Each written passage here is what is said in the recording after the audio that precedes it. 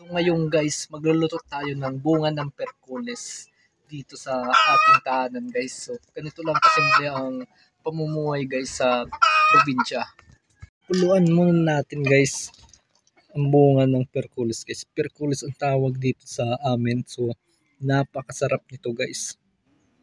Yung napakasarap ang bunga nito.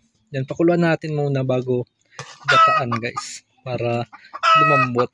So yan, matigas kasi ito guys pag hindi pinakuluan bago gataan. Guys, kukunin natin yung pinakuluan natin guys. So sasalain natin. Let's go. Samahan nyo ako. Yan, sobrang init guys.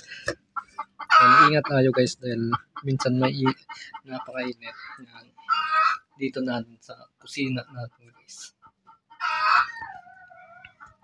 Yan, so pakuluan natin. Ano natin guys, sasarain natin. So ngayon guys, sarain na natin. Yan, sarain na natin.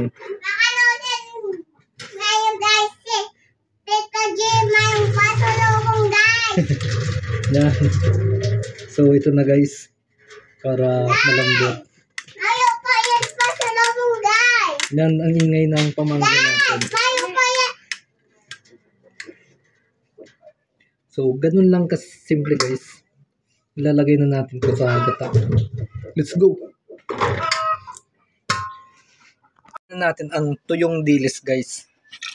Wow, napakasarap niyan. Tuyong dilis guys. Yan ang sangkap natin yan. Pampasarap guys. Yan, pakuluan na natin guys. Let's go! So, ilagay na natin guys sa gata ang pinakuluan natin guys. Yan. Sabay na natin guys sa gata para mas lumambot siya. Yan, di ko gaanong pinalambot guys habang pinakuluan. So tama lang para sumabay na sa pagluto. Yan, napakasarap nito guys. Yan, wala sa Manila nito. Lagi kong hinahanap ang mga ganitong luto doon. Kaya papakita ko sa inyo ang pagluto ng mga gulay dito sa probinsya.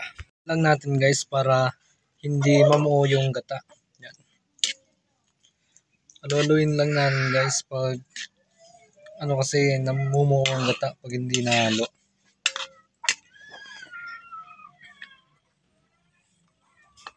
So habang pinapakuluan natin guys, so ano natin yung sibuyas, bawang. So pag nasa boarding house tayo guys sa Manila, di natin di tayo makapagluto ng mga ganito dun. Kaya yan, lubos-lubosin natin habang hindi pa tayo bumabalik. So balak na naman magtrabaho ngayong November 9. So lubos-lubosin natin guys. Lubos-lubosin natin to habang nandito pa tayo.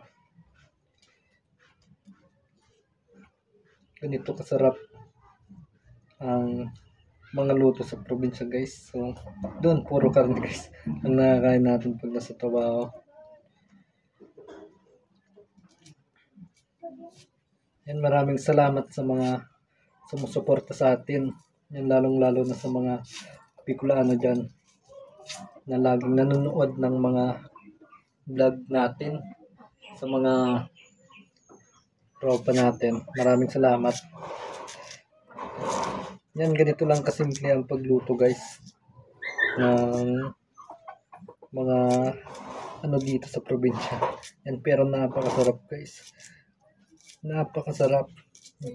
Hindi ko maano sa doon pag nandun sa yan, nasa malaking syudad tayo. Pero meron naman gulay pero hindi ko na maurasan guys dahil puro trabaho. Yan, puro trabaho tayo doon. Kaya mahirap magluto ng mga ganito doon. Kaya laging bili na lang guys. Laging bili na lang tayo pag doon na sa Manila. Yan, ganito ang pag nandito sa probinsya guys. So lagay na natin guys ang sibuyas, bawang habang pinapakuluan para mas maluto. Ilagay na natin guys ang sibuyas, bawang habang pinapakuluan guys.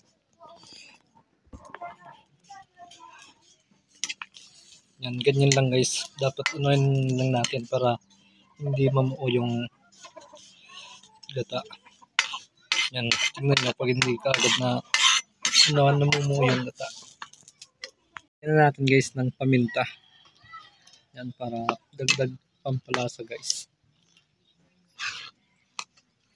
Yan, dapat kumpleto ang mga sanggap natin dito para mas masarap. Lagyan natin ng sili guys.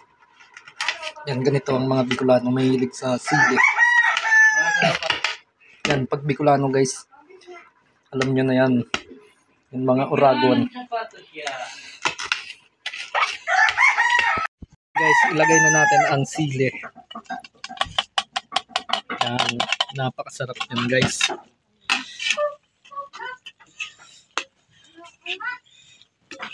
Yan, talagang mapapakamay tayo nito. So ayan guys, luto na. Yan. Ganyan lang kadali guys magluto ng mga ganitong ulam dito.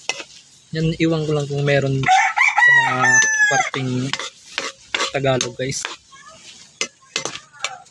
Yan, ganyan lang kadali.